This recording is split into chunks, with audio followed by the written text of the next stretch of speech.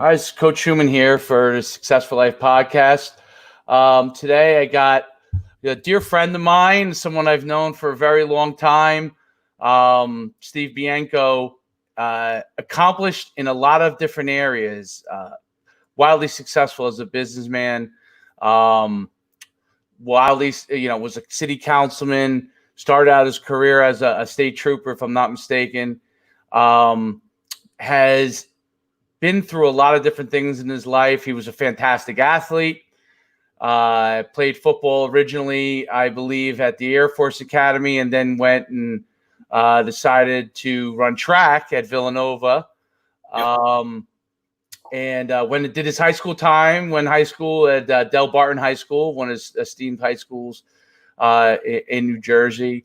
A fantastic background. He's an African-American as far as his race goes, and reason why I bring it up, because we're gonna touch on some topics that are going on today, and I think he's, for me, he's a dear friend and someone that I truly respect, not just because he's accomplished and not just because I've known him for a very long time, but he's somebody that understands people.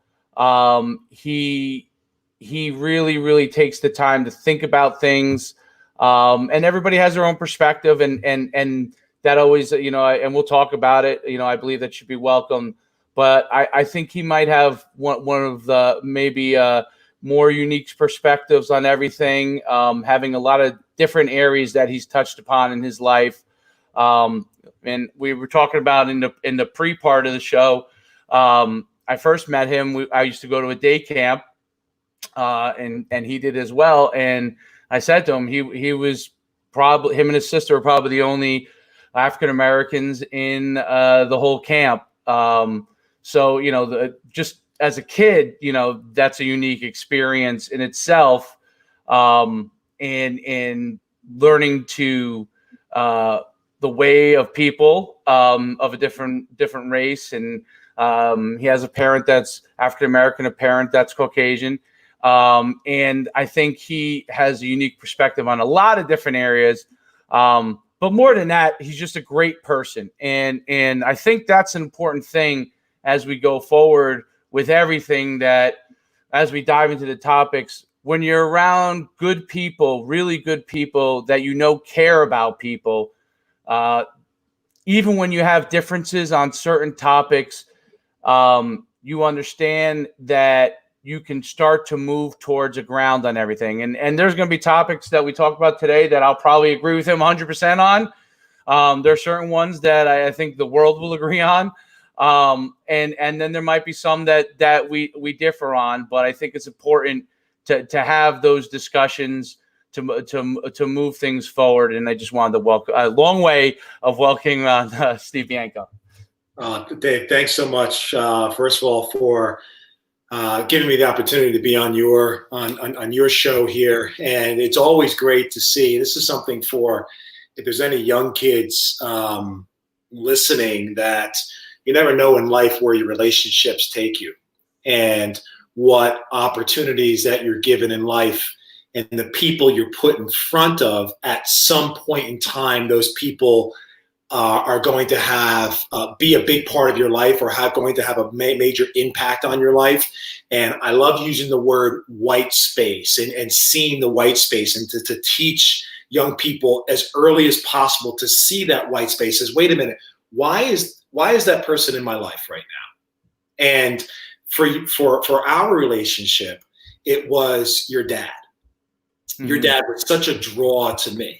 When I was a young boy growing up, and his part-time summer job was the athletic director at camp. And, right.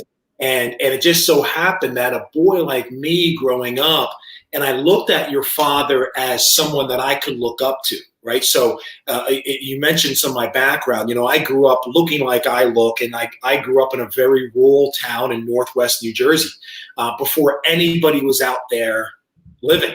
Right. And so I came out to Willow Lake Day Camp, which wasn't that far away. It seemed like it was miles and miles and miles away from where I lived, and it really wasn't that far.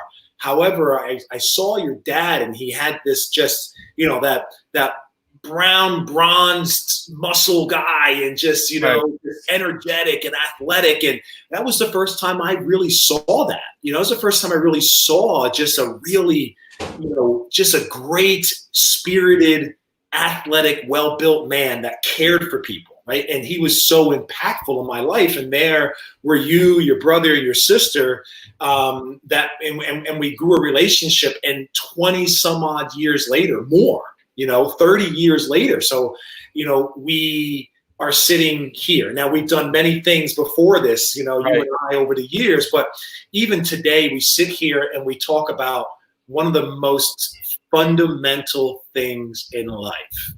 And as we get down to it, we'll probably get pretty deep into it, but love and respect. And here we are all these years later, and we're going to talk about two of the most main fundamentals in life. And I'll be straight and honest with you is that, it's so wild being able to talk about that with you right now, because that's one of the key things that I learned from your dad as a young boy. When you start to reflect is, hey, who taught me in life? Where did I get this trait from or that trait from? And yes, I owe 95% to my parents, but then, who are that other 5% that kind of really, and your dad was one of them, right? And so it's so interesting. He was he's such a man of that caliber, right? Love and respect. And was one of those individuals who really taught me that. So I wanted to put that out there as I'm sitting here thinking about that, that nostalgic feel of, oh my goodness, like all these years later, and his father was such an influence to me as a young child. Yeah, it's, and growing up with him, it's funny because how you saw him at camp and how he was as a coach was just how he was as a person, like how he is as a person. He's strong, man. He's still going. He's still going. And it's like we talked about the first podcast a few years ago. My young guy was a tiny little guy. He instilled that in me. And one of the things that I think was so important about it, like I always thought, one of the great things that you see, like Lou Holtz always talks about the golden rule, right? Treat others as you'd want, basically treat others as you'd want to be treated. And I had mentioned when I talked to my team addressing the George Floyd issue and some important fundamental things that as human beings, we start to forget. And we start to, watch too much news or too much that's going on in the media, too much social media. And obviously that's your business where you're real successful in. Mm-hmm. But I mean, that's what's built, my camps, my ability to build my social media following. And you read things, and it's important, I think, for people to really almost step out of their bodies and think clearly and step away from things and think clearly about not just what they're doing, but how they feel about things. I think that's really important because I think people should always, live with their heart and speak their heart. And I think people should be respected for that. But when you also understand that it's important to be a good person, it's important to do the right thing, to know what the right thing is, and how do you find that? So, how do people find how to do the right thing? Let's say you didn't grow up with it, what I mean, there are resources out there in every direction, and some of it's how to do the wrong thing. But figuring out how to do the right thing and having the right influences. And when you mentioned my father, he's always been a great influence from that standpoint of, and he would grab me in everybody. I'm a Christ follower. I'm not sure what your I sure am. Yeah. So, I'm a big believer in the fact that, you do the right thing, and the Bible helps you get that as a guiding point.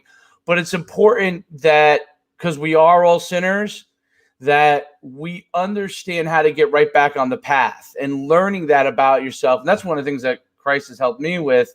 But whatever your religion is, whatever someone's religion is, I respect whatever religion anyone has, is that figuring out that you do make mistakes, but how to get on the right path. And so you don't make the big mistake. So you don't make the mistake that could change your life and for in a really bad direction.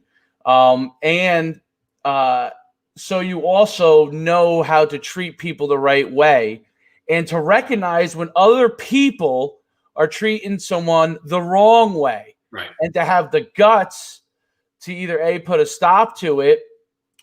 Okay. But if, sometimes people, not everybody's built like we are and have to, would be the first to step in.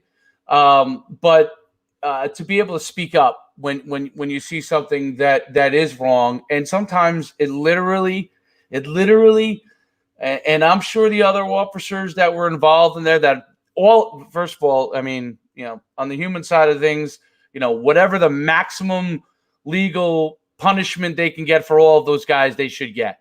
Mm-hmm. But if you were one of those officers that could have made and had an opportunity to even just speak up and move the man slightly out of the place, probably would have saved his life. Probably. Now, there still would have been hell to pay for those guys, sure, but probably would have saved that person's life. And then, you know what? If they saved that person's life, they would have, in turn, probably had an opportunity to save their lives.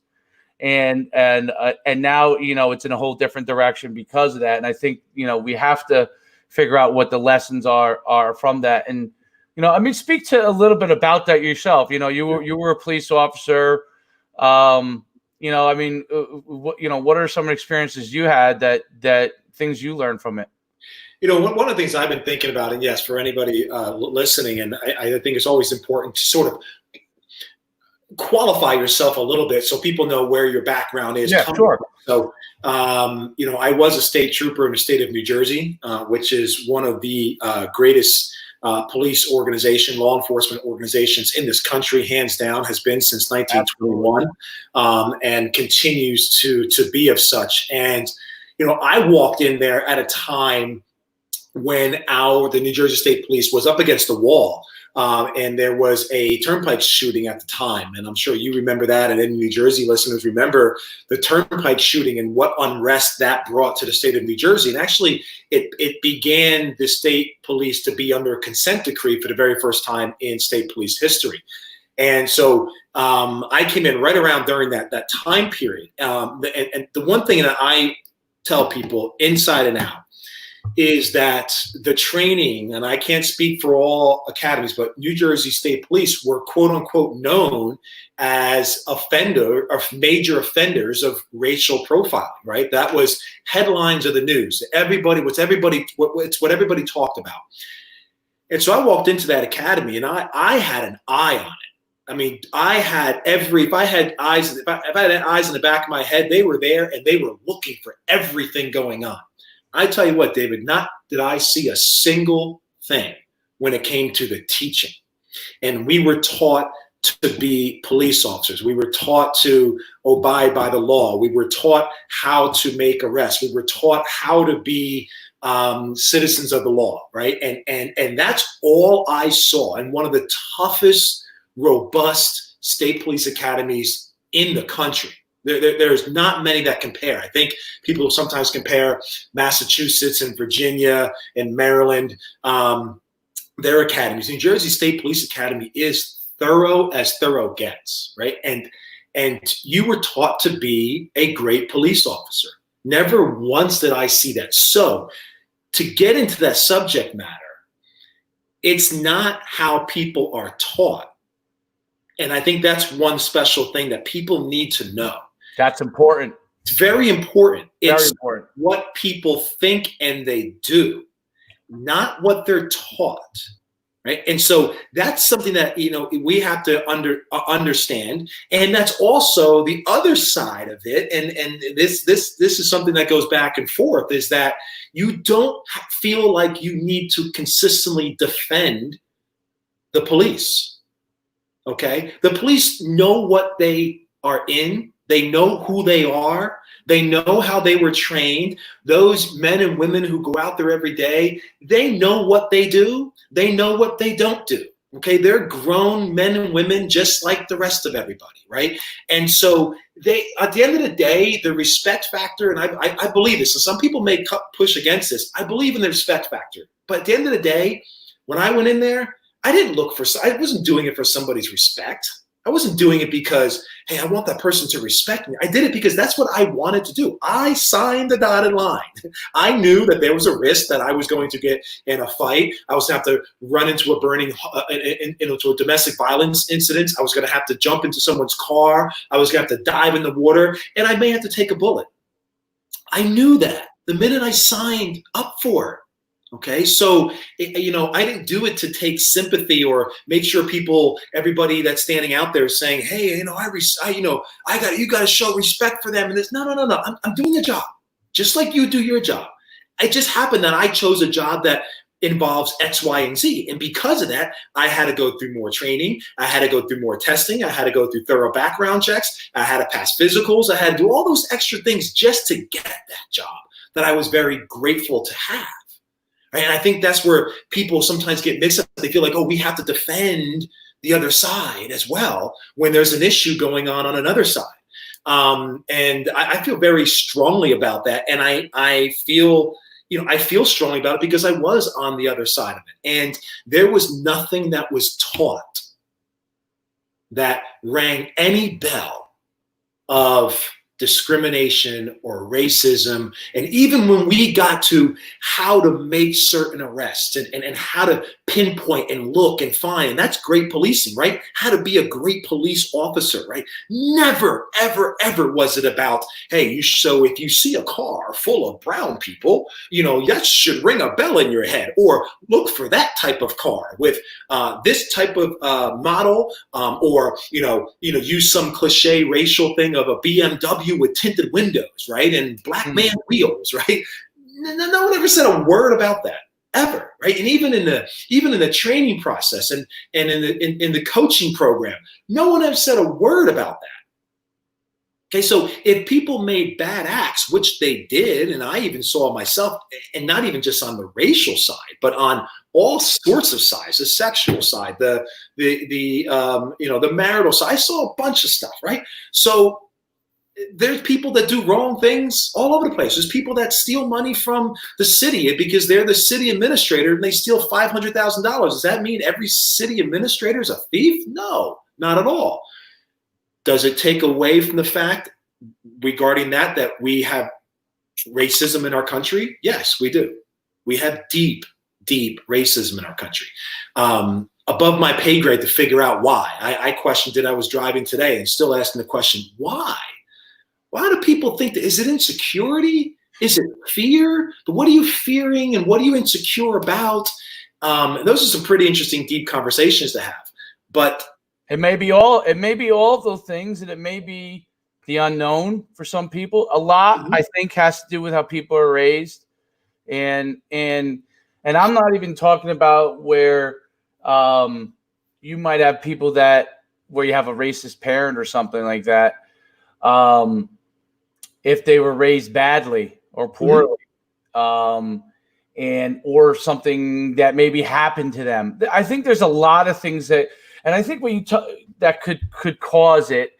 And I think the biggest, well, to me, and I'm saying this from, one of the things I saw was they asked African Americans and white Americans if they thought that there was progress in racism and civil rights. And overwhelmingly, white Americans said yes. Okay. And if you would ask me, I would say yes. And overwhelmingly, African Americans didn't see it the same way. Okay. Now, I think people would be blind to think that there hasn't been progress. There's been a lot of progress if you were to look at the totality of things. But if you look at human treatment, I think people have to separate the two in a sense, that if you look at institutionally, has there been improvement? If you were looking and this is why I think you get divides on things institutionally, because they talk about systemic racism and where is it? And there may be institutions where it does take place, and there may not be. It may not be in other institutions. But what has happened institutionally or as a country in the improvement versus where individuals can be two completely different things. And I don't know if this is perception thing or not, but perception wise, this is where you can get one group thinking that it's improved dramatically, whereas people who have individual experiences where they've dealt with racism will say, well, no, I still deal with it. Okay. I'm a Christian. My father's Jewish. Okay. And I can't tell you, how many times growing up in a town of mostly Italians and Latinos, there would be someone that would say some sort of Jew, because there were no Jewish people in the town, and they knew I went to church, so they weren't even thinking about it. Even though my father's a teacher, they wouldn't even think about it, right? And I'd have to correct them. Sometimes when you're younger, you get in fights over this stuff. But as you become an adult, you're not getting in a fist fight and solving a problem and going home and walking home with your friend and him realizing that, hey, you're all right. As you become adults, when those issues happen, the stakes are a lot higher. But and I'm not an expert, but I'm just from perception wise, when people experience individual racism, even if the world has gotten better, and I'm just, I'm not actually I believe that it has, but let's take my belief out of it and say, I don't know whether it has or it hasn't. When someone experiences individual issues with it, it is going to be very hard to feel like it hasn't improved. And I think, when I see the political sides and whatever political side someone's on, I might be on one side, you might be on the other, you take that out of it. What you do have to address, okay, is that if people are still experiencing individual racism here and there, let's say someone only experienced it 2 or 3 times in their life, okay, which it should be 0. But people, there are people everywhere, and I'd love to think that we could stomp it out, but I think it's, you're throughout time. If we go through throughout history,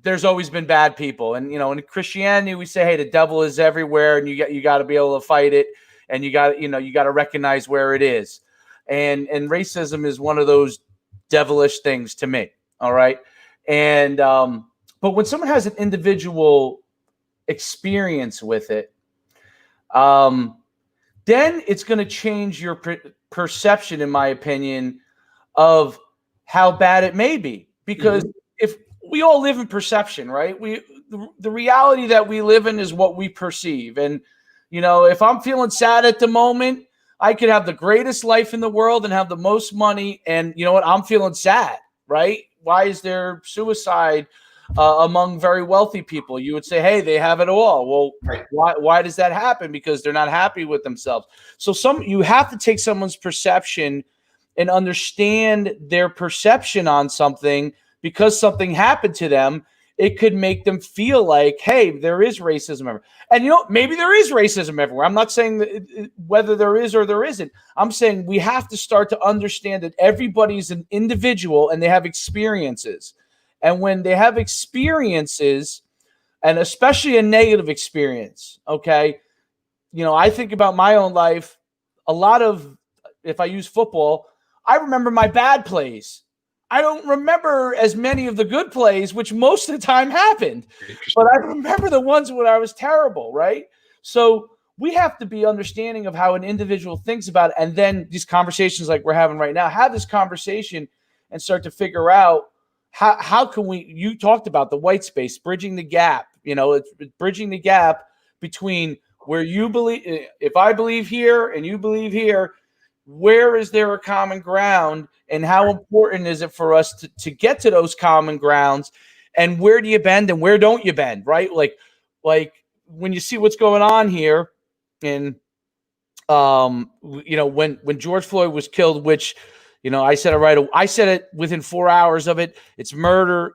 Those guys should go to jail for as long as possible. And everyone involved, that should be the case. And I believe that every single police officer wants this, that's a good person, and a good police officer wants the same thing because it helps their profession. But then at the same time, I see then all of a sudden they're vilified, right? And we have to be able to understand the difference between where changes have to be made and then not to vilify, and otherwise all it becomes is, okay, we march, Black Lives Matter today, everyone marches, for a certain amount of time. We start to get different things. Like I saw NASCAR is getting rid of the Confederate flag. Is not allowed. No one's allowed to bring a Confederate flag. Right. I think that's a good thing. Yep. And that's another area, David, that I always love to pop in there. That I attended NASCAR races for 15 years straight, never missed a race. Another one of those weird perspectives that you don't normally expect to get out of somebody. And so I sat there the entire time of watching Darlington, South Carolina, Daytona, all over the map, as to all the biggest hotspots, as to where the deep cultural side of NASCAR was. I went because I love NASCAR. But you brought up a point there that I wanted to make regarding how perception is between two different types of people. And you made the point of, hey, a predominantly majority of whites have said that, hey, yeah, things have improved. And the majority of blacks have said, no, things really have improved. Now, here's the difference. There's in the moment and there's the law. The law has improved. So the perspective of somebody that's only looking through the glass of the law, that has improved. So if you're not actually living in the moment, then the only thing you have to grab hold of is what is consistent, and that's the law, because you're not living in the moment of what's actually happening. So no, you can't restrict me from going into a restaurant because of the color of my skin. No, you can't keep me off the ballot from running for an election. And yes, there were times that I haven't always been in agreement with it across many different areas, but there was the assistance programs to make sure that a certain amount of people of color got into universities and were not denied. And so there's certain areas that I agree with that and certain areas that I don't. Right. But there are laws that back certain things from happening and going on, right? And so that may be the perception that things have improved. Okay. But now when you live in that skin in the moment, you look up and say, no, that person's looking at me the same way that they used to look at me. Maybe now they just can't do anything about it, without getting in a lot of trouble or without losing their job or not losing a certain amount of friends. No, they can't do that. That doesn't mean they're not thinking it. And that's one of the areas that I really tried to work on over the course of my life. It was just something I did because I grew up in such an interesting community, an interesting life, in that I always tried to look for it, just so I knew. Doesn't mean I'm not going to talk to somebody. Doesn't mean I'm going to throw them out with the trash, because I believe in love leadership. And so I wasn't going to throw that individual away, but I wanted to recognize, I wanted to know. So I would watch. I'd watch their eyes. I'd watch what they say. I'd watch their emotional cues to make sure that I had a good understanding of what this person was, because there are some really good fakers out there. Some really, really talented fakers, right? And so I always wanted to make sure, and I'm sure I missed plenty of them, but I wanted to make sure I saw that. Sometimes I sought out to say, hey, how can I help change this person's impression so that they can see people differently than they do now? Because it wasn't about, hey, I want to change your life. I want to say, hey, I think if they see this better, they're going to be happier in life, because right now that person's looking at me with anger. Anger is not good for your health, no matter what it is. So if you're looking at me with anger for some reason that I have no idea why, just because of my appearance, then if I can help you become more accustomed or learn more or become more sensitive or lower your level of ignorance, then you know what? That can reduce a bit of your anger, which will probably make you a happier person, which may make you a better husband, wife, parent, representative of your company or representative of your organization, or just a better person. That little bit less anger. Because I know the way you're looking at me is just anger. I don't know why. But so I always tried to find that. And I think that's one of the big differentiators when people say, oh no, things are so much better, or this happens, or you have that, or look how much this has changed. One of the things I try to I pointed out to my company. You don't see this much in the history books. You don't see it a whole lot on videos because they're done in clips. But I want anybody listening, if you have the opportunity, watch the real not live, but the real original recording of Dr. King's I Have a Dream speech. Really watch the original and look at the crowd. I just had this epiphany recently because I just started watching some of the original ones. Explain to me what you saw. Thousands and thousands and thousands of white people standing next to black people. White women standing next to black men. Unbelievable. Now, in the reprints, in the short clips, do they let people see that? No, not as much. They let a couple little things see here and there. They try to make it seem like, oh, it's just like, a liberal group of few. No, it wasn't. There were thousands of whites there. And that is something that I think is something to be very proud of, right? And, so has much of that, even that little piece, has much of that side changed? I don't think a whole lot of that has changed. I think, like I mentioned, the laws have changed to assist and to make people feel as if things have changed. But I may be backtracking a little bit, but I think it's very important for people to see and recognize that there were thousands of white people standing there. And you made this comment, I want to finish this point. You made this about how people are brought up. Yeah. Okay. And I don't buy that because, and I say that again, I like to say these things, and this is how I mentioned to you earlier before we got on backstage. I mentioned to you, like, this may be the one little subject matter in life that I can actually really talk about and feel like, go ahead, come at me, because I think I've got a lot more of this than most people. And Scooter Braun said this. I listened to a podcast with Scooter Braun and Tony Gonzalez the other day. And Scooter Braun said this the other day about one of his mentors, that there is such thing as luck. Luck is a big part of success. And I say with something like this, it's nothing I did special. I'm lucky. I'm lucky because I'm one of the, what you would call OG mixed people. Because when my parents had me, I was one of the first that you could legally do it. Now, there are plenty of mixed individuals from obviously all throughout in time. Now, but they had to pick a side.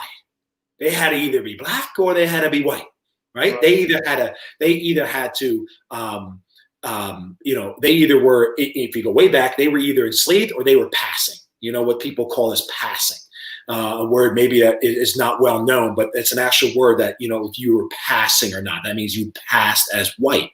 And so that's gone on for you. But legally, it was one of the early beginnings of you can legally, my mother and father could walk down the street legally, get married, have the whole 9 yards. Okay. So I say that because my father is a German immigrant with Nazi background. And with completely ignorant racist parents. You're telling me that people change, or it's all just about how they're brought up? Baloney. It's what you think and what you want to do. And he didn't have anybody around him. He didn't have mentors like we have now. He didn't have any of that stuff. Okay. He just saw in himself. He just saw it himself like, wait a minute. Nah, that's not right. He had a father that would spit racial slurs. My grandmother didn't even talk to my mother for years. My grandmother wouldn't see me until a certain time, and then she did, and she fell in love with her grandson. and then started talking to my mother after that. So don't tell me people can't change, or don't say that, it's just all, or using that excuse. It's the same way around. Listen, I say the same thing. Oh, I'm from the ghetto, or this or that, or I don't have any of this. No, not true. Especially today. There are all sorts of ways. I'm not saying it's going to be easy. Nothing's easy. Right. It may be difficult, but you can do it. You can figure it out. You can climb yourself. You can get where you want to get. That's not an excuse. I don't think it's ever been an excuse, besides the fact of if there were laws preventing you from getting into college or going to a good school at all. Today, yes. So there are ways that are better for people to succeed. And that's one thing that people have to, on both sides of the fence, don't just rely and say, oh, well, that's how I was brought up. That's an excuse. Oh, well, because I was brought up in this area, I don't have the benefits that someone else had. That's an excuse, right? So I just wanted to point that out. Yeah, well, personal accountability in creating your own change. That's an amazing, by the way, that story blows my mind. That's an amazing story of personal transformation and figuring things out for himself, like your father figuring things out for himself.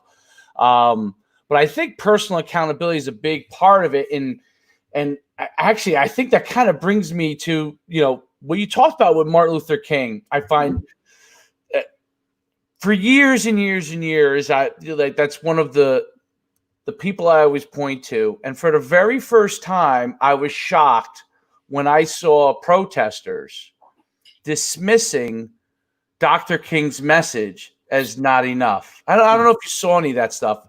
That was one of the things that actually bothered. Now, obviously, we're in our 40s. Okay, we might not want to be in our 40s. We're in our 40s. We are. Okay, and maybe we're from a different generation of things, but the millennials and maybe the generation behind them, I don't even know what you call that generation, but they don't understand Dr. King in the same way that we might, even though we weren't born during that time period. It was still a very prevalent person, at least, through our mid-20s to 30 years old. But now you have kids that don't even identify with him. Not that they don't know who he is, right, but the messaging and the fact that it's just, I point to it like this. When my father would talk about, he loved Franklin Delano Roosevelt, okay, because he feels that they helped get us out of the war and the depression, and we won the war and all that kind of stuff. To me, that's just like a mythical figure, right? Like right. Franklin Delano Roosevelt, yeah, he's a person we turn to in a page of history and we read about, and maybe to kids, Martin Luther King is even to African Americans, that as much as they respect him, he's now a holiday, and they don't view it with the same validity, even though they should, okay, because history is the most important teacher you have, sure, good and bad. But they don't, I guess, get the message as much, especially during this time, obviously, where a lot of people are angry. There's an important movement that's going on with Black Lives Matter. Part of it, and we talked about it backstage, people don't always realize that not only, obviously, Black Lives Matter, that's important. And when people dismiss that is a darn shame.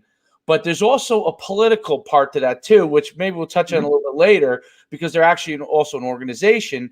So there's two different things there, some the same, some not. But when they dismiss Martin Luther King's message and say, hey, he hasn't been active enough, I feel like it's somewhat disrespectful to Martin Luther King. But what would you say it could possibly be something that they don't resonate with there? Do you have any thoughts on that?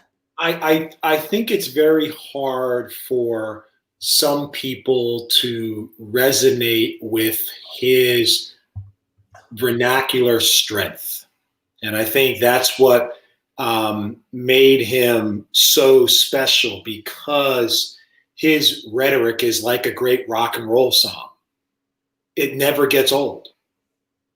His words are so precise. And I use his speech during one of I do a speech class, a public speaking class for 7th, 8th, 9th, and 10th graders this summer. I'm doing it for about 3 months now, and so it's a 4-week program. And I use his speech at the end after we really learn some ins and outs of public speaking. His vernacular strength far exceeds what some people need now, and they need immediate reaction, right? So what Dr. King did is that he knew there was no immediate fix in any of this.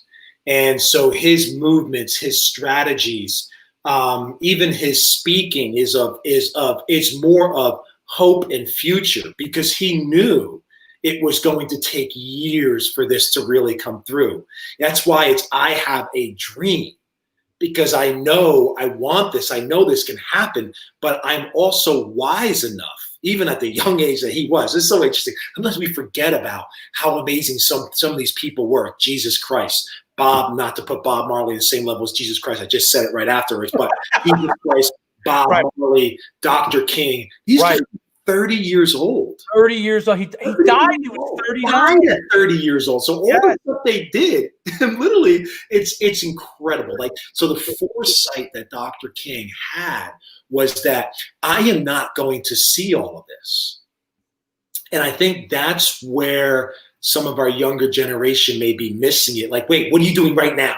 What are you doing for us today? How are you going to make this change today? I want this done now. I want this law changed now. I want racism to end. I want racism to end now. It has to end like an Instagram profile, right? It has to happen now, right? I want the comment now.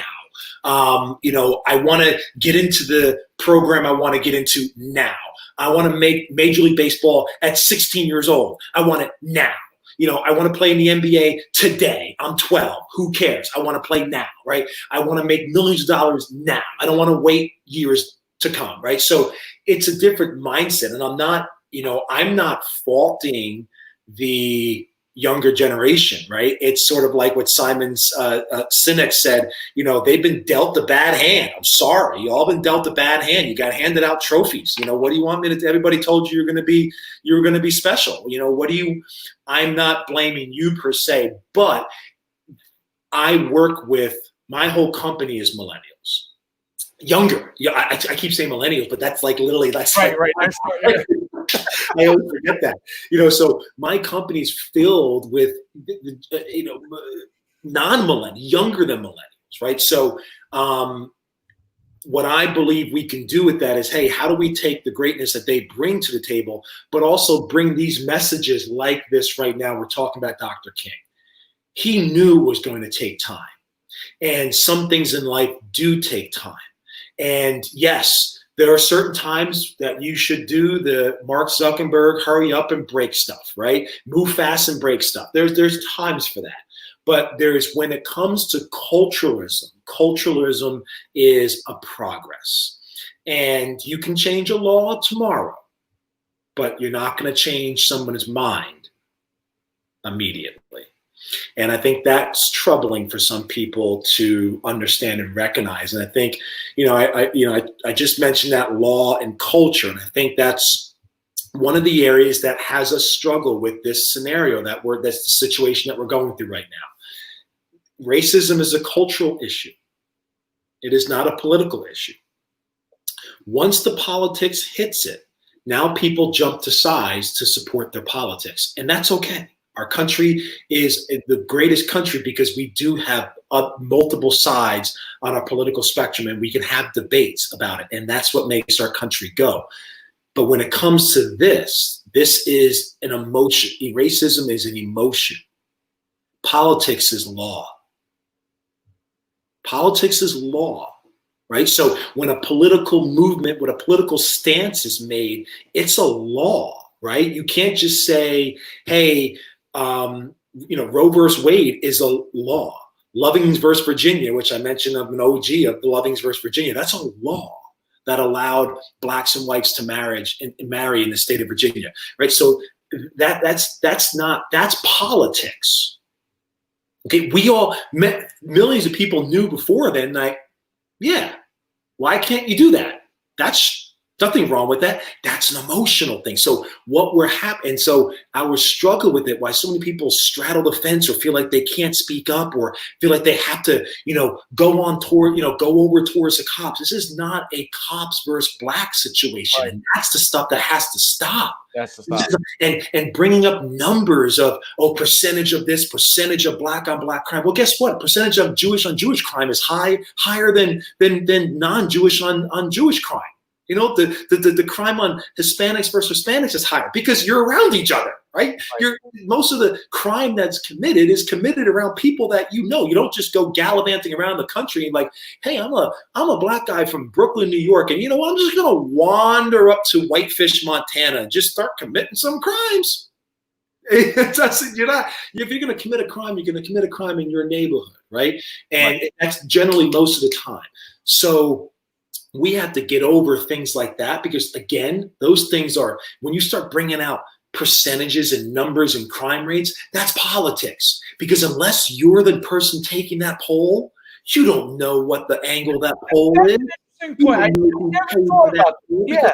Polls are there because our polls are based upon politics, right? Yeah, so I never thought about that before. That's a really interesting point because that's one of the when you go through, like, if you turn on Fox, you turn on CNN, you're gonna see two totally different things, right? And obviously, whatever side someone's on politically, they're gonna start to watch whatever side that is. Okay, and everything is probably somewhat in the middle, what the reality is of the actual world. But when you start to see politically things get muddied when you have an issue like racism or an issue like and it always is going to be, but when you talk about black on black crime or when I watch Fox Chicago, that's the first thing they always bring up, right? Because they have an exceptionally high amount of murders, a lot of crime. There's a whole lot of things that have to happen, and a lot of it might have to do within the home itself before you even get to start solving what the criminal issues might be within those communities. And that would be a topic in itself for us to speak for probably 4 hours on. But what I see is so interesting is, and tell me what you think about this. When George Floyd was killed, unless someone was a bad person on either side of the political spectrum, I would go as far as to say 99% of America, okay, maybe I'm a little naive, but let's say 1% of America didn't agree with it. Maybe, whether it's 1 or 5%, whatever it is, the overwhelmingly vast majority of people saw something evil happen right there, a murder happen on video, and felt anger towards what they saw and thought, these police officers should get punishment for it, okay? As a human, because you saw one human, or actually in this case with plus four people killing another person live, okay? And that was something that everybody could agree upon. Most people can agree, unless you're out there, you're going to agree upon it. The thing that then I thought was where it started to get political was once protesting started, once there became engagement with police and the people, and then politically, how did you handle the protesters that very first night? I thought was a crit. I mean, not a lot of people are talking about it now because obviously there's been a lot of riots and looting and stuff like that in different cities. But that very first night, how it got engaged, and I thought about this at the time when I was watching it, and I thought that the police, I thought the mayor there didn't handle it properly, put the police in a bind, but I thought they were in a bind in general because if they acted very strongly, okay. And what you really had to do, because you had a lot of angry protesters, which means you would have had to act with force, things would have happened. You probably would have had a good chance of putting it down. Maybe not. I don't know. Maybe you would have had a growth overnight on it tenfold. Who knows? But they were in a bind because they didn't want to be associated with Derek Chauvin, I think is his name. I don't like saying it, but associated with him, right? And that goes, people didn't. I don't think people even realize Minneapolis police chief is African American, Correct. and so so if they took strong action, which obviously in retrospect you feel like maybe they should have took strong action because maybe that would have stopped and you wouldn't have had as much of an issue and maybe you had more peaceful protesting, but no one really knows. Mm-hmm. But it then led to the most significant action of that night, which was the taking of the 3rd precinct, which I thought, and they may not have had enough police officers there to be able to fight it off, especially after they chose not to really use force at that time. But that then became a situation where the rest of America, there were the people that wanted to protest peacefully and wanted to get the message out that Black Lives Matter, like, we're not going to take this anymore, wanted people to hear it, still wasn't political. When that 3rd precinct burned, you started to get people dividing on this. Not sure yet what's going on, but starting to divide on it. And then you got a lot, plenty of bad people that get involved in looting and rioting. And then maybe people who would not have normally doing that, see others, because that becomes a mentality when one person sees that someone gets away with it, the next person who, is normally a decent person, all of a sudden decides that they're going to go do it, right? And then you got, I call it the bad actors then leading the way. And now you got a huge divide in America. So now you started to get along political lines. I'm not talking about how people feel about the George Floyd situation. Now you start to get, it goes into from justice for George Floyd to we're not going to take this anymore, and we're going to make a statement to bad people maybe getting involved. Now the police and the National Guard having to fight it back, and whatever you feel about how much got used there or didn't get used there, whether more force should have been used or less force, you now already had a divide along political lines. And then you have an anti-police campaign that starts to get involved there, which is going to create an even further divide. Right. And that's where an issue, like for me, and I don't know for you, but like, I look at it like we want to obviously continue to improve the police force in every way that we can. Okay. When people talk about disbanding the police force, I just think insanity when I hear that, because, when people think about crime in inner city neighborhoods, they think of the negativity and the bad people. I think of the 99% of the good people who want to be protected from that 1% criminal element, or maybe it's even lower than one, maybe it's 0.1%, whatever the criminal element is. Okay. And they want to be protected from it, and they want to be able to call a police officer and have a police officer come there and handle the situation. Or like you talked about earlier, a domestic violence issue, right?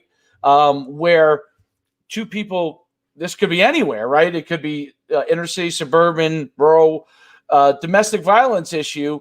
And who's the person to come in that situation? The police officer all the time is the person that becomes the go-between and actually risks himself a lot of times to save a woman, but I guess it could be a man in some situations, but to save a woman, and they're the lone person usually responding by themselves or just them and their partner in that situation. And I'm not saying there aren't things that go wrong in those situations. There are sometimes, and sometimes things happen that shouldn't happen. When I don't want to say it's an accident, but sometimes there are bad accidents that happen. Mm-hmm. And then sometimes there are people with bad intentions, but they are the one person that can go and help in those situations. Who is going to go and help that woman who's getting beaten up by a much stronger man other than a police officer to go in that situation? I remember when I was coaching up in North Jersey, I had a guy that was a volunteer assistant for me. He was a police officer. He used to work the late shift. It was the evening, and he went to like 5, 6 in the morning. And I asked him, I said, what is the most things you respond to? And this was up in this was Palisades Park. The number one thing he was all night long responding to over and over again was domestic violence. Yep. and you know, a man and a woman getting into it, or it could be with children in the home. So obviously he's going there to help solve that issue, right? So now when it starts to become political, okay, and not Black Lives Matter, the movement to help Black people with to get rid of racism, to work to get rid of racism. I don't know that I would love for it to be eliminated, but I don't know that obviously it gets totally eliminated. But to at least get more people aware of it, so it works more and more towards being eliminated.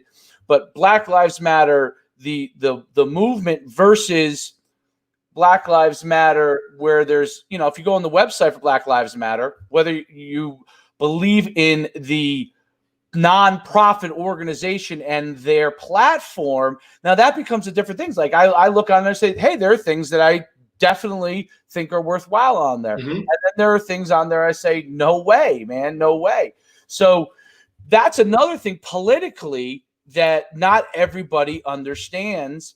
And it's important for people to get educated on those things, because when you start to see debates on TV, and I'll see this stuff on Twitter and Facebook, and I'll be like, man, people don't realize that they're the same term, but one also there's also a platform that revolves around social change, whatever you feel about that social change. Now, the underlying thing is obviously working to make the system better for Black people, African Americans, to give them a better opportunity, to be able to try and get rid of where there is some systemic racism. And I'm not an expert on that, so I can't pretend to say that I know whether there is or there isn't. It's not really my forte, but just bringing up the topic, working towards that. But then you have things like defund the police, right? Mm-hmm. And you say, well, what does that mean? Right. And, and defunding and disbanding, those are confusing terms for people. What do you think when, things start to politically get intertwined with a message that also, originally you're like, hey, this is what everyone's behind this. And now political, obviously there's money behind all this. There's right. For everybody, I'll go on both sides of the spectrum to be for it or against it. Right. Mm-hmm. And then you get people caught in the middle, and then you get guys like Drew Brees, who let's talk about that before we talk about Drew Brees. Tell me what your thoughts about, the thing I was talking before to Drew Brees. So you talked about, obviously, first and foremost, the word defunding is a political word. Do we use that word in our general normal nomenclature of words we use? And I'm going to defund my 401k account. I'm going to defund my child's bank account. No, we don't speak in that language. So it's a political term. So again, people are pushing that politics side. Defunding a police force is obviously, and I hope this can be obvious, is not the direction to build confidence and progress in our country. Making drastic changes is. Now, the problem we have in our country on two fronts, and we live in our country, and I'm not going to say that we're bad, and I don't want anybody to think I'm saying this. I'm just going to speak the factuality about this. The one thing above and beyond our Constitution, which I believe very strongly, that we have above everybody else, and I think that that's one thing that has us stand alone, is that we have this awesome thing. Now, other countries have great things as well, not taking away from them, but we have this awesome thing called our Constitution, and it's phenomenal. However, we also have this other thing that stands on top of a mountain in big block white letters on the West Coast, in this little tiny state called California, that separates us from everybody else in the world. We have this thing called Hollywood. And Hollywood has truly changed how and who enters our military and our police force. Because Hollywood has dramatized the heroicness of being a police officer and being someone in our military that it has caused us to naturally recruit individuals that wanted to get involved with either one because it filled a void of insecurity in their life. Now we have a lot of people that get into both for strong, outstanding, valid reasons, and I'm sure you know some, and I certainly know a whole bunch that got in because they believe in something, and it's not an emotional charge that's going to fill a void in their insecurities. One of the issues we have in our police forces is that some of our bad apples are there because of their insecurities. And that having that job makes them feel whole. Just like we can have in the profession of sports and coaches. We have some very bad coaches, and generally speaking, they're bad because their insecurities rise way above their abilities to coach. And our great ones, our very greatest ones, yes, they all want to win, but they all want to win at the game called life. It's not just about winning the football game. It looks like they want to win the football game. They just want to win at life. And they want everybody that's in their world to win at life. Right? So we have that issue in our country above any other. Now, and it's another little piece I can speak of. My wife's Canadian, so I spent a lot of time in Canada. And I watch and look from those different perspectives. I look at race relations, okay? I look at the police. Now, there are many sections of Toronto, Canada, and Ontario. I'm not saying everything is hooky-dory, but I tell you what, you can go to a Jays game and not see a single police officer. And there are people from all over the world, all colors, all races, all religions, walking around in and out. But you can go. I've gone to an entire Jay game and not have seen a single police officer from the time I parked the car, walked in, watched the game, walked out, back to the car, and never saw anybody.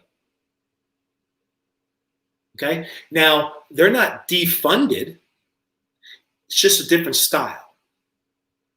And people. Technology? What's that? Are they using technology? They're using a cultural way. Let's think about it.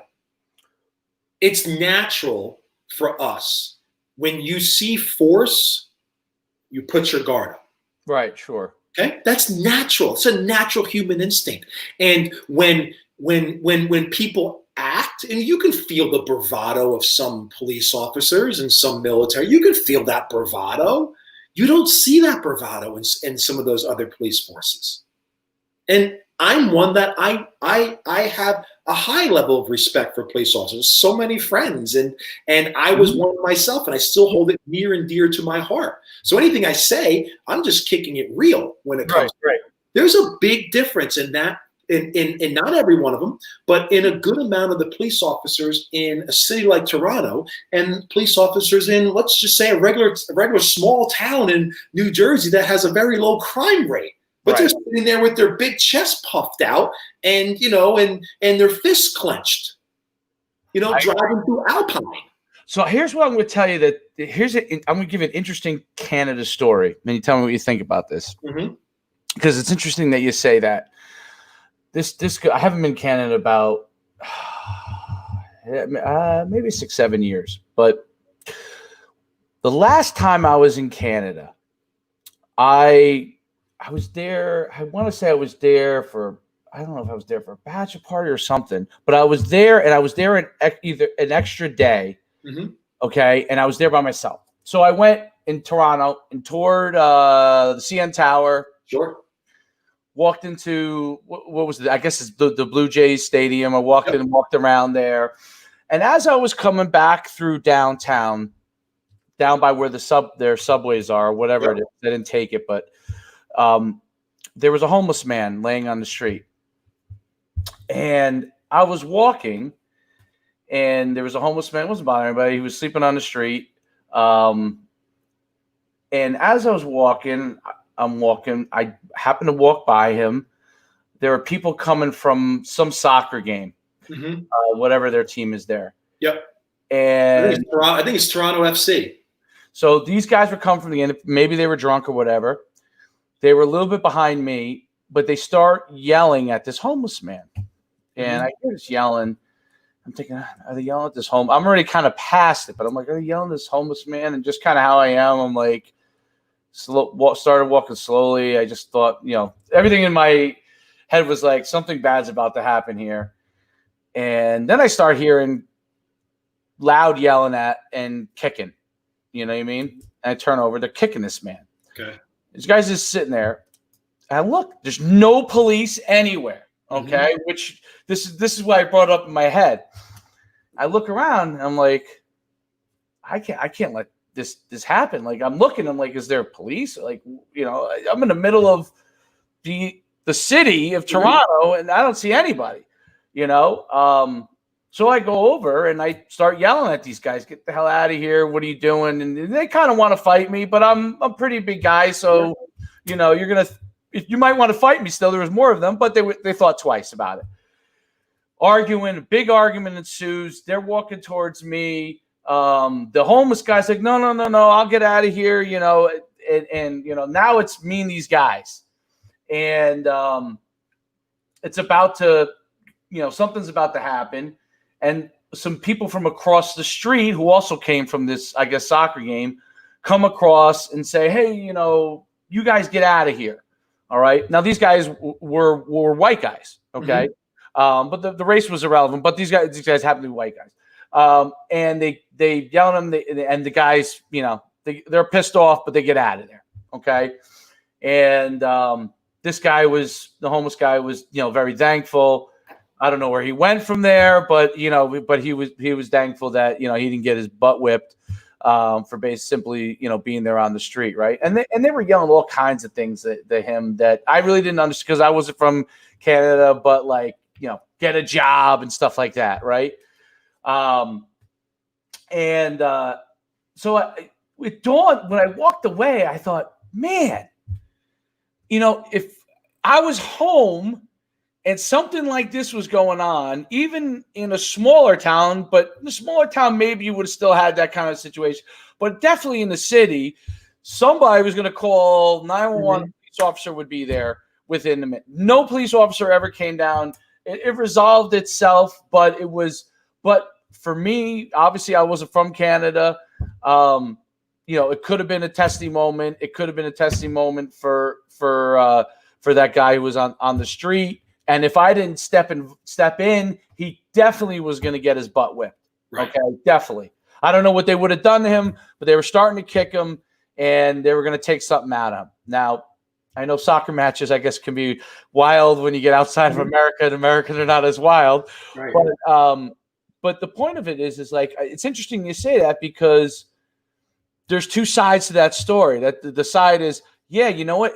It feels like an environment where it's not as much of a police, quote unquote, state right. As America might be. But then at the same time, you're on your own, right? So you get into, when I'm in Canada, there's no such thing as me carrying anything to protect myself, a weapon or anything like this. That's not. I don't have that option, and I have no idea what the laws are there. So I have no idea. What they're able to do or not able to do. I'm sure they have stricter gun laws, but you're going to find most people don't even it's not a cultural thing. They don't, right.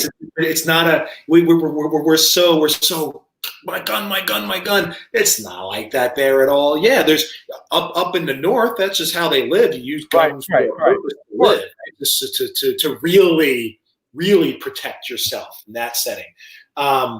It's a different line of culture. And so, what you saw was very interesting. It's a whole different subject matter to get into, a whole different podcast. But the fact of the matter is that, okay, in that situation right there, yes, things happen in life.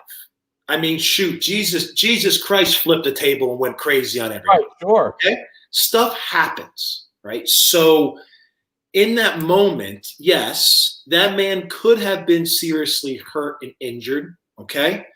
And what they did to him is completely wrong.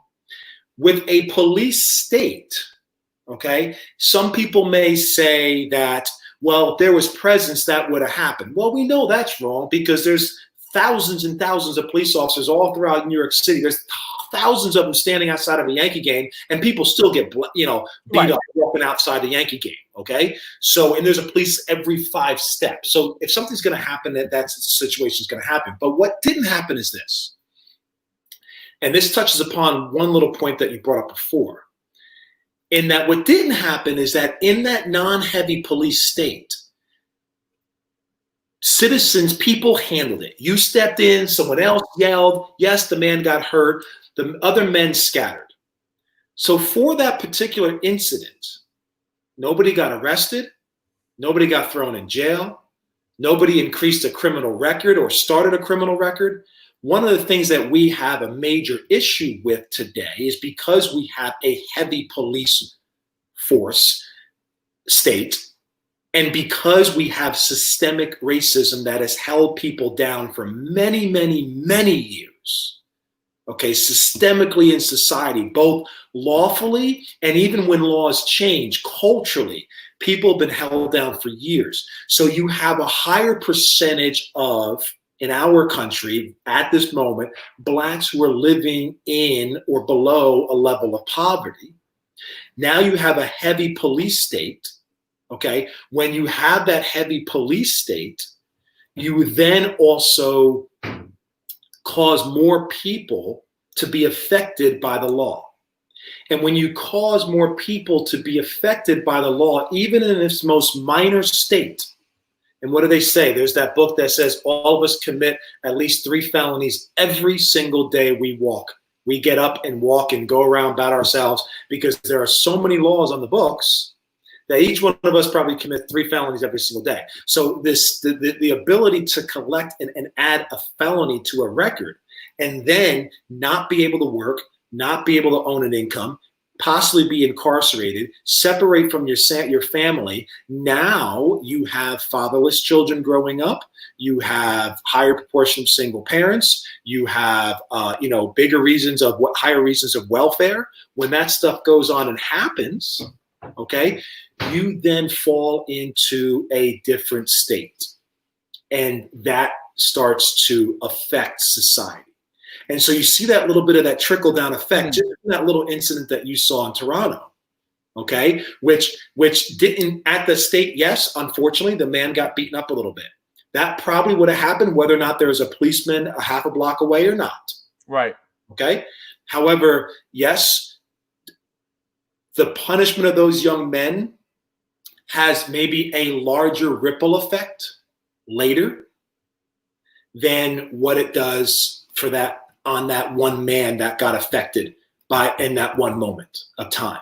So once individuals roll themselves into some kind of incarceration, whatever it may be, you now fall into what we call, hey, you will act like the people you're surrounded with. So show me your 5 best friends, I'll show you the person that you are.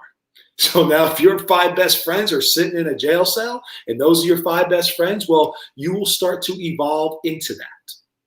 No matter where you came from. Right now, yes, there's that minority people who are going to fight their way through, and because they may have support coming from the outside as well. However, you're now in that state, that mindset state, right? And that begins to snowball. That becomes that butterfly effect. Right? And I think that's one of our major issues today. And that, we also unfortunately have a higher percentage of our young men and women who go into the military, whether for one reason or another, that come back with PTSD. Now, a lot of them are also going into our police forces. They're going into our police forces. And that's just one of those jobs. Would we have someone like that flying an airplane for United? Heck no. And I, I'm one that, I went to a military academy. I respect what someone went over and did. However, there are consequences from that. And because of that consequence, that should also mean that, hey, because of that, you may not be fit to be a police officer at this time, which requires a certain level of mental capacity at that particular time. That brings up a very important issue is filtering at the beginning, right? The right people. versus when somebody starts to have an issue as a police officer, or that becomes a pattern. And it does get a little bit muddy because, right, you have unions involved, Yeah. right? So, which are a whole different thing. So you could theoretically solve one issue with a law, or, but then the union, which rightfully should be protecting the officer, that's why they're there. Correct. That's what people don't understand. Like, why does the union protect? That's what their job is, to protect the officers, because otherwise they could get fired for, no matter how you feel about unions, one way or the other. The reality is they could get fired for something maybe they didn't do, right? And lose their livelihood. So there is some level of protections that they do need to have, because they do such a difficult job. So then the question is filtering at the beginning. How do we filter in the beginning? You talked about training is exceptional. When you were going to become a state trooper, the training is exceptional in preparation, right? So it's important for people to understand that. Is filtering an issue there? Is when someone makes a mistake, is that the next issue? And how do we answer that? And then the other issue is, going forward, what do we do when the union obviously has to protect individuals and protect the police force? How do we solve all those things, and how do we solve it through policing? Does technology become something that helps us? There's pros and cons to technology, right? There's definitely pros and cons to it. What's the movie Minority Report? Remember that movie? I don't know. Sure thing. Right? And the whole thing about anticipating crime, and they almost eliminated crime, but then they were anticipating it, and where's someone's free will to change what their action is going to be. So I think it's important that we figure out those things. And how do you figure that? Well, what is something that you're thinking there? So one of the areas I first think about is the selection process. We place such an emphasis on certain jobs in our country in the selection process, and the amount of vetting that we do with certain jobs. I don't think that we can make any mistakes when we're vetting for our law enforcement. I don't think we can make a mistake, just the same way that we can't make a mistake for people flying our airplanes. I think our vetting process has to be above and beyond something like that. I think they vet more. Realistically, I think they vet much deeper for people working at Goldman Sachs than they do in our police departments. Now, someone's going to say, well, it's a money thing. I don't believe in that. If the amount of money that we throw away to different associations, the amount of money we raise in our political campaigns is unbelievable. And so if we really care about holding our police forces to the highest standards, because at the end of the day, if we truly believe in our Constitution and supporting our laws, then we need to have the very, very, very best of the best when it comes to upholding our laws. If we truly hold those laws to the highest value, which so many people say you do, but then you say no to funds and money going towards those individuals. Number one, they should be highly paid and compensated, but at the same time held to a high level of standard. Why are airline pilots paid more than our police officers? See, I think that's atrocious. Now, right, but it's they're private businesses. Yeah, they're private businesses, but not to certain extents, because they're completely governed by law. Right? Our airlines are completely governed by law. So we can find that space if we want the very best of the best, and then take that deep time. I know some of the medical professionals that sit on the review boards for executives moving into some of our Fortune 500 companies. I work with some of the psychologists that, the clinical psychologists that work and vet these people. We don't do that on our police forces to that extent. I think that's a big issue that we have. Another issue that we have is that, yes, you mentioned the unions, and the unions, yes, I believe in them for the protection of our police officers and our school teachers. But at the same time, you mentioned the police chief of Minneapolis, okay, being African American. And however, I'm sure he knew the mental capacity and the racism of that man. Right. There's nothing he can do about it, though.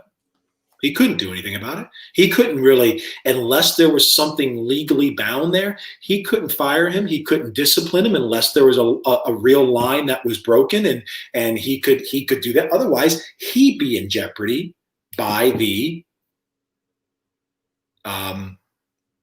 mayor to council or the union itself. Right. He'd be in jeopardy by the union itself, right? Because so, that's one of our issues as well that falls under. So one of the things that I spoke about is that, we have boards of education. Why don't we have boards for our police departments? Why don't we have real boards for our police department? I'm on the board of education in my town. I sit there and I review and go over the superintendent and all the teachers and everything happening in the school. I get all the updated information that's going on in our school district. Okay. Why doesn't every single police force have a board of what is it? Isn't internal affairs? Don't they handle internal affairs of police officers? Yeah, right. So it's this police officers. They're paid by the state. They're paid by the city. I mean, us, you and me, right, run to be on the board of police.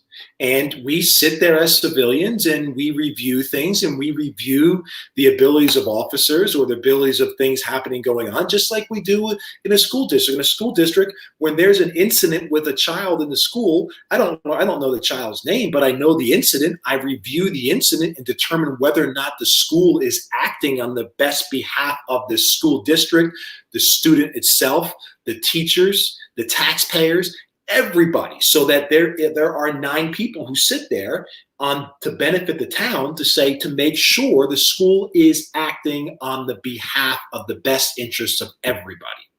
So in that situation, if you're in your town that you live in, why wouldn't there be a civilian group of people? Because just like our school teachers, and everybody gets so upset about, what are we paying our teachers and what are we paying and what's happening with our money? That's my tax money. Well, that's your tax money in the police department too. Shouldn't you know everything going on and happening?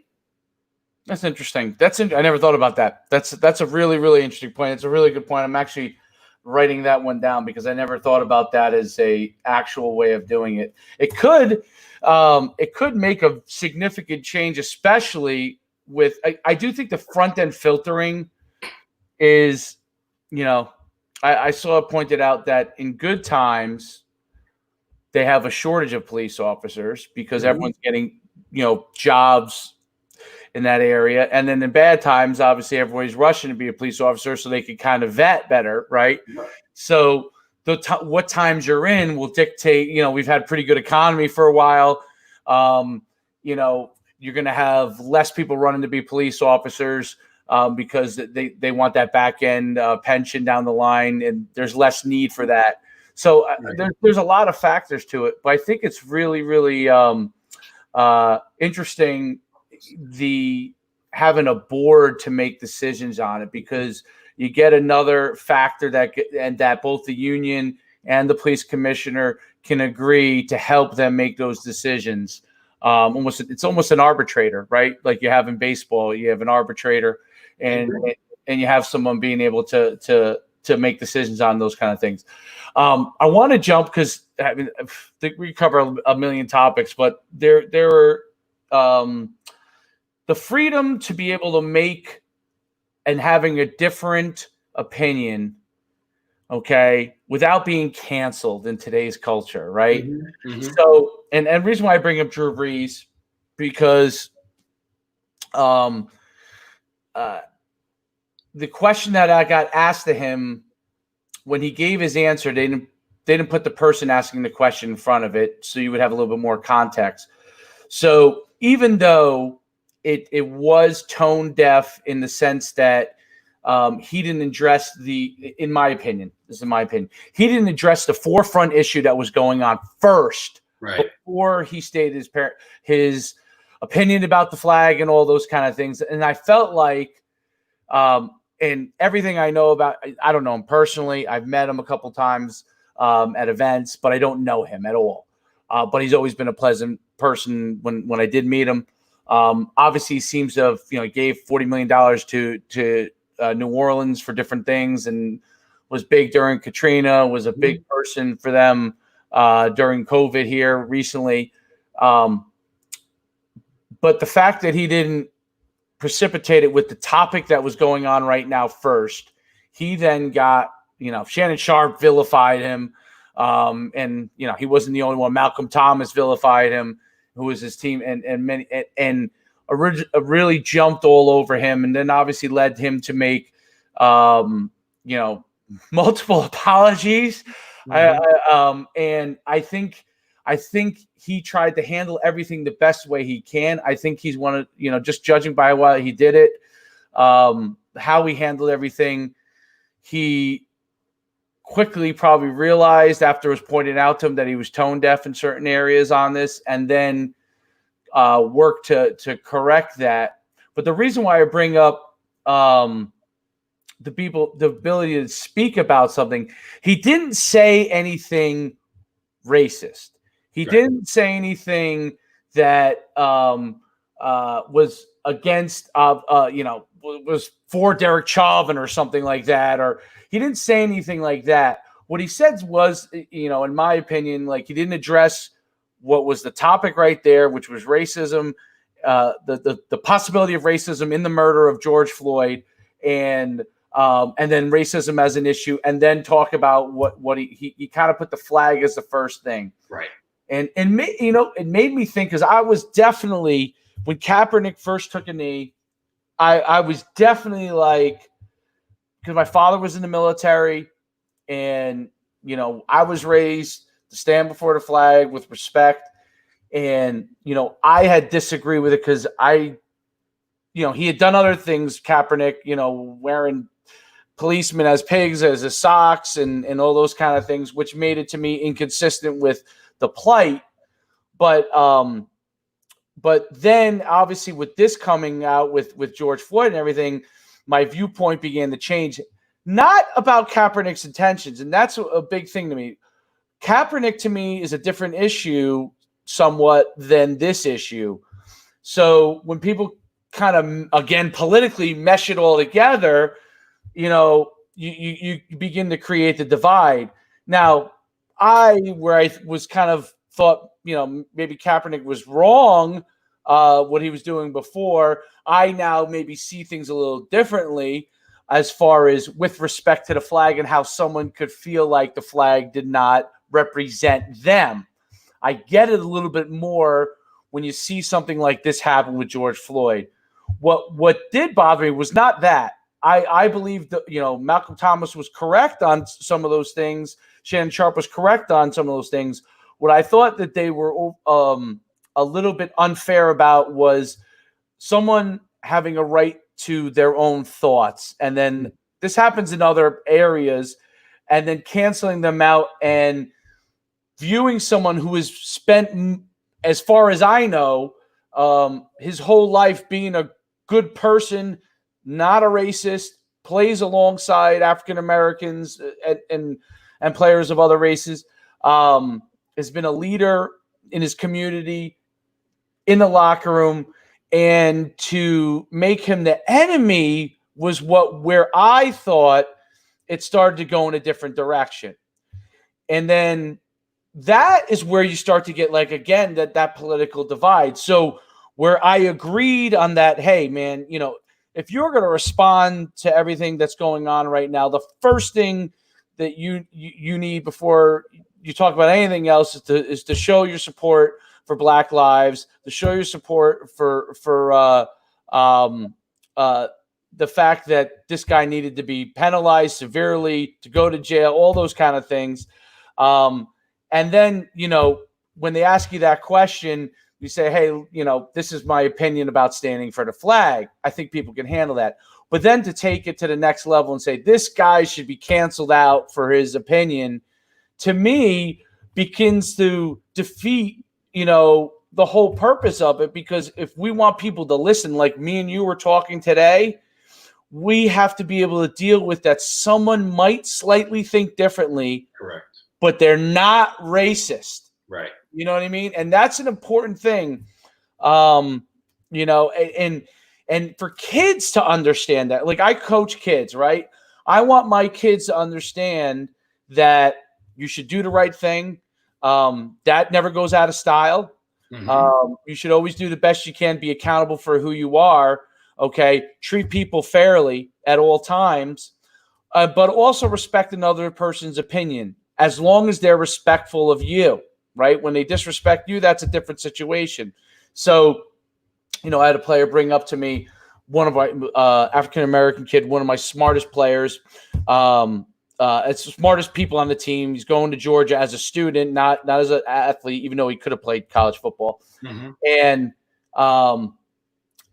some kids on the team were talking with somebody and they were debating, I guess, something. And then some of the kids were putting like, hey, we're voting for Trump. We support Trump, right? And he was upset by that. And I explained to him, I said, listen, I understand why you would be upset by it, okay? If you feel a certain way about Trump and you don't, if you don't think that, and this is his opinion, you know, is right for African Americans, that's his opinion, doesn't make it right or wrong. And if they feel that Trump, that your friends like Trump for whatever reason, and they want to vote for Trump, you have to be able to respect each other and understand that you could be voting for different people, still be friends, still, you know, love each other as teammates, still love each other as friends, but maybe have a slightly different opinion on something. You can have a vastly different opinion, sure, but it doesn't make one person bad or the other. And I think that's a thing that as a culture, we're so quick to like just say this person's bad because they say that, you know, this person's right because this is what's right, because we feel this is the most important thing right now. And if anyone says anything different than that, they're wrong. What do you think about that? Yeah, I feel strongly in that because we've gotten to a state that everything is right or left, and everything is black or white. Well, everything is not always black and white. If that statement has any true value today, not every statement, not everything is black or white. Not everything is right or left, and we're very polarized in that way. So if we stand for one, we can't stand for another. And so in our situation today, you can stand by and say that, yes, we have an issue with racism in our country, especially against Black people. That doesn't mean that you're saying that you don't respect law enforcement. Where does one have to come in with the other? But right, we get so polarized that we have to believe that. Or if someone says, hey, I'm voting for Donald Trump. Well, because you vote for Donald Trump doesn't mean that you act on behalf and act the same way as, or have all the same beliefs as Donald Trump, or you tweet like Donald Trump. That has nothing to do with that. That means that you believe in his political agenda, which is fine. And that's what makes our country go. And so we try to do that to ourselves as force because it's easier. It's easier to put someone on one side or the other because then you can keep them your distance and you feel more secure with that by placing someone on one side or the other, and it's easier for you to vilify and win, right? We're always trying to, we try to win so much. We try to be on top. We try to be different. We try to be, and at the end of the day, we're all so much the same. And I think, you know, we struggle with that today a lot, that everybody has to be ID'd as something different than everybody else. And that my iPhone is different than yours, mine's better. That is such it walks and it communicates the same way. I can text you. I can do a Zoom call the same exact way. I can hear you exactly the same, but everybody has to have that differentiating factor. So no, I'm on this side or I'm on that side. And I think that's a big issue of insecurities that we have to overcome today. Well, I think that's a really, really big, important point, is that we spend so much time trying to differentiate ourselves from somebody else instead of realizing You can have your own individual characteristics. That's important. Your individuality. That's one of the things that makes us great as Americans is individuality. Mm-hmm. Okay. But understand that we are similar in more things than we are different, which is why we want to live in America, why we want to be here, why everybody wants the best for themselves, and why everybody wants the opportunities because of that. And we're more similar than we are different at the same time that we have our own individuality. I think you really nailed it. And instead of trying to be different just to be different, understand that where is our common ground? You talked about it right from the get-go. Probably could end the podcast right there at working between white space. Right, but that would make it very interesting. Yep. So, but it's being able to understand that, define the commonalities, and then you know what else? Like, if you disagree on something, I don't understand why people can't just go, you know what? I disagree with you, and you know what? Hey, maybe down the line we revisit this, and maybe I turn around and say, hey, you know what? I think you're more right than I was, and that's okay. Like, the insecurity thing that you talk about, how insecure we really are, and understanding our own insecurities and learning about ourselves instead of, false bravado, right? Yes. When I would line up at linebacker, and right before the play, I would always have to, every single play, I'd line up, you process what you're supposed to do, what gap you're responsible for, and in your reads, and make sure you get locked in and that. And the right before the play starts, the last thing I would say this to myself in my head every single time: you better be a badass. Yep. But you know why I'm saying this? Because the other side of me, the insecurity, of me is, am I good enough to make the play? Am I tough enough? Even though everything in my life pointed to the fact that you've had so many successes and you're probably more confident than the average individual, but you always have insecurities, and you've got to talk yourself through those things to be able to beat it.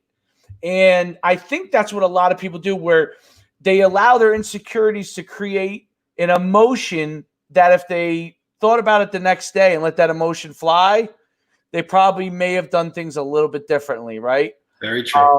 Now in football, fighting that insecurity immediately is incredibly important, because you have to solve that problem now. Otherwise, someone's going to run you right over. But in life, being able to fight your insecurity, understand that you might have an emotion about something, and be able to focus to do the right thing is so important. I mean, when you brought insecurity up a few times, and you said you saw it in the police force. I'm sure you saw it when you were on the city council in politics. Yep. You see it in your workers probably. What do you think, people can do to overcome that insecurity that will allow them to have the freedom of, for me, praising the Lord helps me with that, but allows them the freedom to let good thoughts enter, solutions enter, and push the urge, which we all have, to fight. Okay, and I don't mean to fight for what you believe in, but to fight somebody because they might disagree with you on something. What are some things people can do on that? Well, first and foremost, is that our biggest issue of insecurity stems from the fact that not enough of us have a true belief that there is something greater than ourselves, and that control is simply an illusion. And I believe that one statement there, that not enough of us truly believe that there is a higher power above ourselves, and we are mere servants. And the fact that control is simply an illusion, because that falls in line with the fact that there is something greater than ourselves. And so when we release that, that releases our need to hold on to those great depths of insecurities, and allows them to be free, to realize that I can't control that. I can't control that. And there is a higher power than myself. I am no greater than the man standing next to me. And I believe that when we are able to have those strong beliefs, it reduces the amount of insecurities that we have that cause us to make the mistakes that we do make. Absolutely. It's everyone's biggest issue that maybe they have to always continue to work on. One of the things that we talk about in Bible study is the flesh, not living in the flesh, right? And when you have a higher power that, that you don't live in the flesh, and realize that if you're serving the Lord, that you're going to start to make better decisions. So I think it's really, really important, and everybody goes through with it, deals with it all the time. But recognition too, right? Recognizing that it's okay to feel insecure. Yeah. But you then have to solve that and be willing to solve that. Don't let the insecurity consume you. Last thing, and we'll leave it on this, I think, because this has been, unbelievably powerful. Hope. Okay. I think it's important that all people have hope. And one of the things that I thought was a perfect storm in all this was you had COVID-19, which was obviously, then you have people locked down in their homes. And when you take away people's hope, okay, because that's what starts to happen. Even the smartest people, correct, the most successful people start to begin to lose hope, right? And I think that's in mankind, if you take away someone's hope, which is, what are some of the things what made slavery so bad? Okay. None of us was alive, thankfully, during those times. Okay. It was terrible. But what made as bad as slavery is, the thing that, the physicality, the brutality, all of that, the taking away of any hope from a human being, and that is something that when we're going through COVID-19, and when you start to see what happens when you get a perfect storm of a terrible thing that happens, coupled with COVID-19, and then young people with a lot of energy stuck at home, right? You start to get those things. What can we do as a society to always give people an opportunity to have hope? No one's saying people are going to, it's called Success for Life podcast. Success can be measured many different ways. How do we give people hope so they don't allow something that could happen to them to cause them to make a bad decision, to cause them to disrupt their life? What can we do to always give people an opportunity for hope? I believe that's the core competency of our largest leaders in our country. And I think that is the reason that we place them in the positions that they're in. At the end of the day, they have to have a robust amount of information about the job that they support. But their main role in our individualistic society, as individuals, we can succeed in our society, we can grow our society, we can grow ourselves. But our leaders are there to wrap ourselves with hope. And so that collectively as a group, we're using the energy of all of us, an equal amount of hope and vision that we use collectively within energy. And that comes from our leadership sources. And that's an area that we have to get so much better on. is that putting people in those roles, or people who should be or want to be in those roles, that lead with a level of hope, because we can do the work that we need to do to better ourselves. And when we better ourselves, we better our country, we better our society. And that is led by the leaders that throw hope in our direction, that help us guide. And then that energy disperses amongst ourselves. Right. And so the energy that you get from driving with hope, you're going to spread that to somebody else and to somebody else. And that becomes electrifying. Right. And it begins with our leadership sources. And they have to be a lot more forward stepping in creating a level of hope. And that's the one thing we have in common as a country. And that's what makes us great, is that we should be relying upon each other. We could disagree on things and we can have arguments, we can have debates, but at the end of the day, as a country as a whole, we should be under that same vision of hope and deliver that message equally by our leaders. And I think that's our most, one of the things that we are lacking today immensely, is that core competent leadership in all different areas. And that's even corporately. I'm not just talking political leaders, our corporate leaders, our educational leaders. It follows the same realm. There's so much about me, grab, I have to advance, I have to grow. You're in that position to lead, and leadership is about I believe in love leadership, but leading people and driving hope to them, because they'll do the work that needs to get done to better themselves.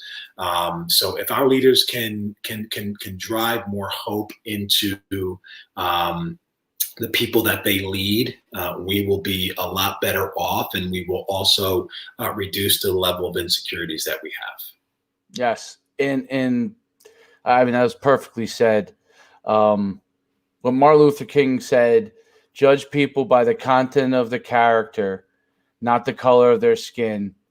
When he said those words, and when people are in doubt on things, whether it's what they're doing in their life, when you interact with people, the most important thing is the content of their character, who they are.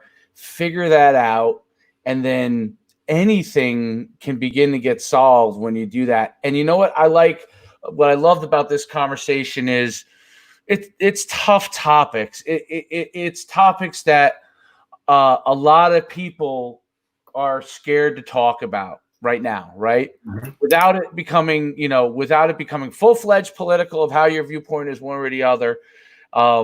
They're scared to talk about it. And I think in those times, it's more important that you get people that are going to have opinions about things, but know each other are good people. And those people start to talk, those people who have the right intentions in life and with other people, and then they could spread that message. And then more people begin to have that conversation. Absolutely. Instead of the instinct to fight first, which everybody wants to fight first, right? Instead of being sappy about saying, hey, love first, which is the most important thing, it's about understanding and respecting each other and getting around people that you know and understand and respect, even if you have differences, and discuss these things. And some of those things could become policy, right? And the more, and then you also you could begin to recognize the difference between what something could become policy and what something that is just an idea that can't go any further at this time. Right. And when can it go further? When can we revisit this so it can become a solution? And the world will never be perfect because people aren't perfect. But we can strive to be the best that we can be. And I think that we forget that fundamentally. I always say to our kid, it was on our shirts. We say, be the very best you can be. Be the best that you can be. Don't worry about what the guy next to you, like if he's faster than you, we could go. We're all doing the same training, so he's going to get faster. You might get faster, but you're not going to be as fast as him. Okay, you want to be the best that you can be. Sure thing. And whatever that is, you figure that out as a person, and then figure out how you can respect the other person, have a dialogue, and start to figure out solutions. And when you disagree on things, figure out when maybe you could revisit it if there is a discussion, and constantly ask that question. Is there a common point? The white space you talked about. Constantly ask that. Okay, there isn't right now. There's no common point between us in this. 2 weeks from now, we talk. I could tell you that a lot of my friends, we have discussions about something. We vehemently disagree on it. A month later, something happens. All of a sudden, we're slightly in agreement on some things. Right. And the world is constantly a changing thing. So you don't cut off. You keep an open mind. You try to figure things out. And that's what makes this country great. Freedom, the ability to think. I mean, instead of when you look at people, like when people look at like our founding fathers of the country, and when you see human beings are flawed, the guys who created arguably the greatest form of government of all time, okay, definitely the freest of all time, some of them were slave owners. Right. And it's hard for people to look at those two things at the same time, right? So some people say we should cancel those people out, right? And it's not about that. It's about, this was great. This was a human being that did something really bad. Okay, let's figure out those things that they did great. Don't forget those. Okay, the things that they did wrong, learn from that so we don't do that in the future. And then we could start to get to a calm place. Right. And I think that's important. And the other thing I always like to say this is, like, people get so upset with statues come down and all that kind of stuff. Obviously, as a believer of Jesus Christ and God, and when I see statues in general, I think to myself, when you put statues up, like, no one should get so worshipped into an individual that the statue should be so important. Even though I think it's ridiculous when some statues, people want to take some things down, it's about people. It's not about statues and idols. Right. It's statues and idols are representatives of things, whether it's good or bad, but should never be, you don't worship statues. That's just a mistake that we get caught up in. And, if the flag doesn't represent what you want it to represent, figure out how we can change it. So one day everybody can stand up for the flag and say, you know what? The world isn't perfect, but we're continuing to do the very best we can to make it a better place.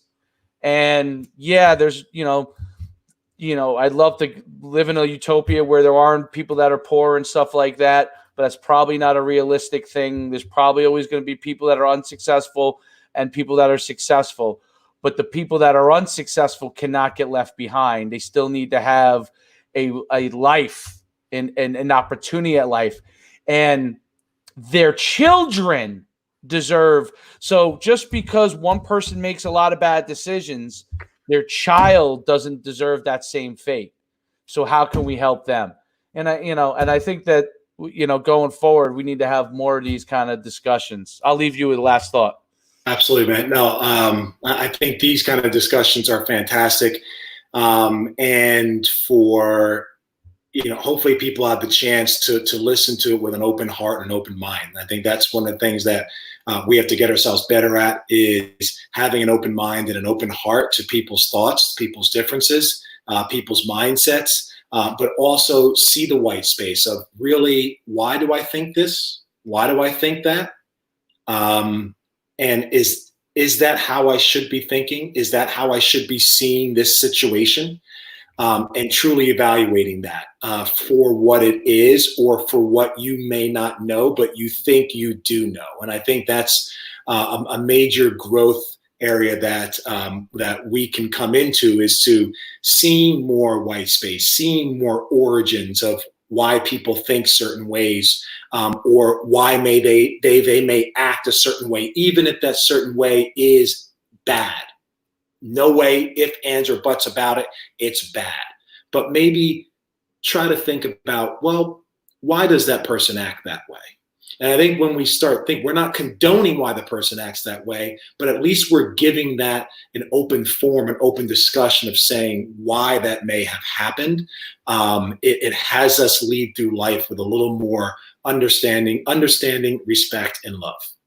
Perfect. Very well said. Thanks, Steve, for coming on. I really appreciate it. Definitely an amazing conversation, and hopefully a lot of people can learn some things from it, and continue to grow and make this world the place that we all want to be in. Absolutely, man. Dave, this has been great. Hopefully we can do this again some other time on a whole nother subject matter. Absolutely.